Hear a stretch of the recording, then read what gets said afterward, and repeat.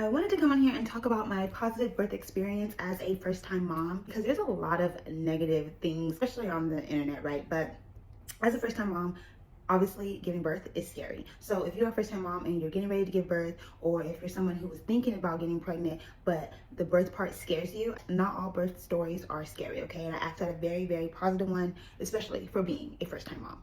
So my daughter, first of all, is 3 months. Okay, so this story is well overdue, but I've been busy. So just a little backstory. My daughter's due date was September 26, 2024. I had her on September 14th, 2024 at 38 weeks and 2 days. Okay. So September 11th, 2024, I had my 38-week checkup. I was excited for my checkup because I just knew I was dilated just a little bit, okay? Because I knew I was doing all the things that I needed to do during my pregnancy. I knew she was going to be coming early. She had been upside down since August 1st. Like, I just knew, okay? I just knew I was going to be dilated. They did their cervix checked, membrane sweep, whatever you want to call it. To me, it's essentially all the same thing because what they're doing is putting their hand up your vag and checking your cervix. And I wasn't dilated at all. Like, not even a little bit, nothing, completely closed, but my cervix was soft. So I was a little defeated. I was a little sad. I was like, dang, she's really gonna make me wait all the way to 40 weeks. Like, this little girl is crazy. So then next day, September 12th, I did all the things that I usually do. I woke up, went on my walk, did some curb walking, I had my date smoothie, did my yoga exercises, like my prenatal yoga exercises, bounced on that damn ball. I did all the things, okay? But that day I decided to start doing nipple stimulation with my breast pump. So I did that. I was so proud of myself because I got a little bit of colostrum out. Next day, September 13th, Friday the 13th, did all the same things, okay? That night we went to her brother's high school football game. I came home about 10:30, did some more nipple stimulation, to bed about 1:30. At about 4:30 in the morning, I woke up feeling cramps. So I was like, okay, I don't really know if this is contractions because I've been having cramps and I wasn't dilated, so it's not like the cramps meant anything at that point to me. So I had some cramping and I was like, okay, I'll just see if it stops. And it did. And I was like, okay, it stopped, whatever. I'll stay up to see if it comes back. If it comes back, maybe I'll think about doing my little contraction counter timer thing. So I got an app to count my contractions, and I'll put the app right here so you guys can see it. You should download it.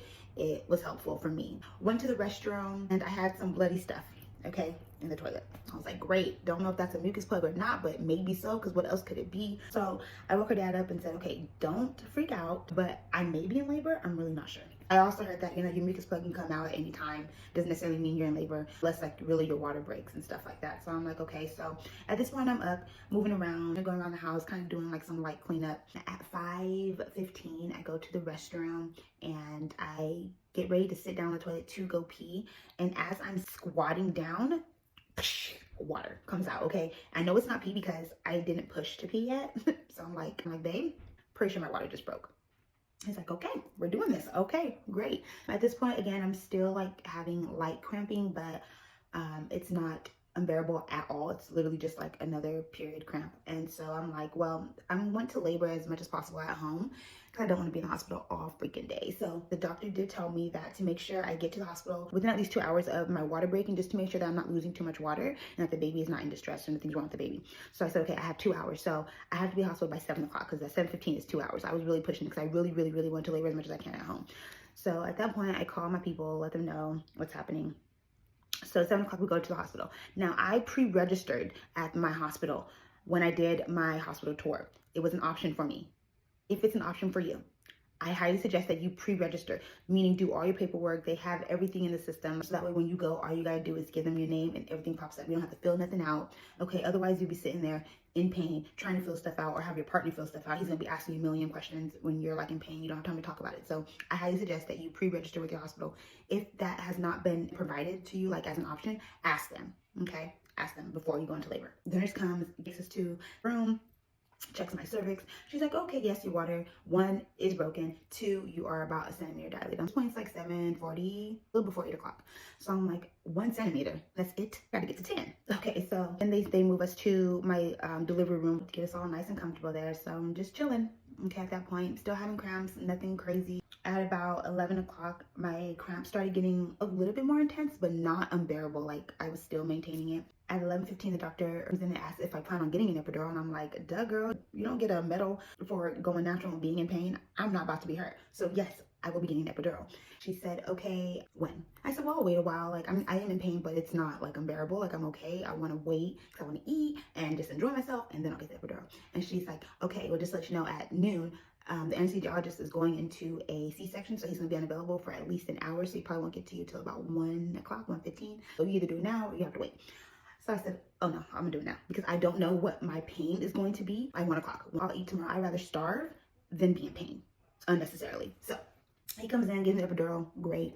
Honestly, can't feel nothing. I feel good. The epidural is great. I'm sorry. I'm an advocate for it. If you need it, do it. At that point, they're coming in every 2 hours, making sure I'm turning. Check the cervix like every 3-4 hours. She didn't want to check it too often because frequently checking and putting their hand up your vag and stuff can like lead to like infections and stuff. And literally every time they checked, I was literally on only another centimeter. So like I literally hit every centimeter. At one point, I was like 1 centimeter. Oh, now you're 2. Oh, now you're 3. I'm like, this. Okay, she's not gonna be born until tomorrow. At this point, everybody that I love is rolling in. I got people flying in from Northern California, people driving up from Central California, and people obviously coming in from Southern California.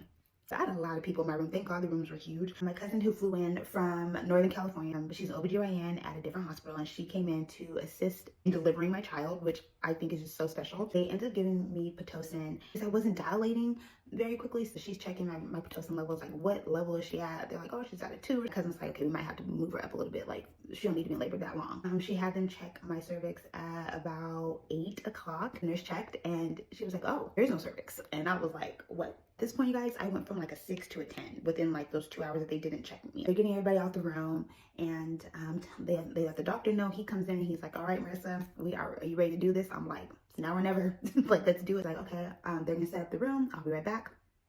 And when I come back, you can start pushing. I said, oh, great.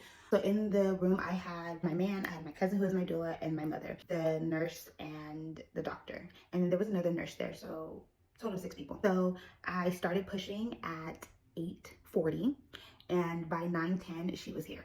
So I pushed for a total of 30 minutes, you guys.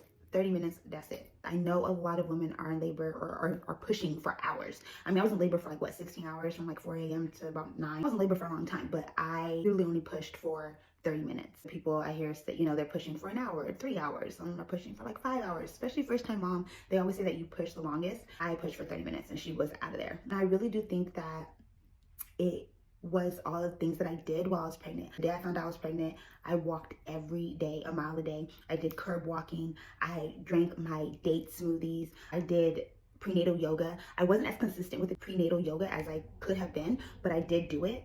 I bounced on that damn ball whenever I could. I hated that ball, but I bounced on that damn ball. I did the perineal massages. I mean, I knew I didn't want to have a traumatic birth experience, so I was doing all that I could to hopefully avoid that, and I did. I did tear. I had what they call normal tearing, which is I think a 2nd degree tear. But I had a great birthing experience, you guys. I just wanted to, if you are a first time mom, there are some of us out there that truly do have great birth experiences. Do all the things that you can.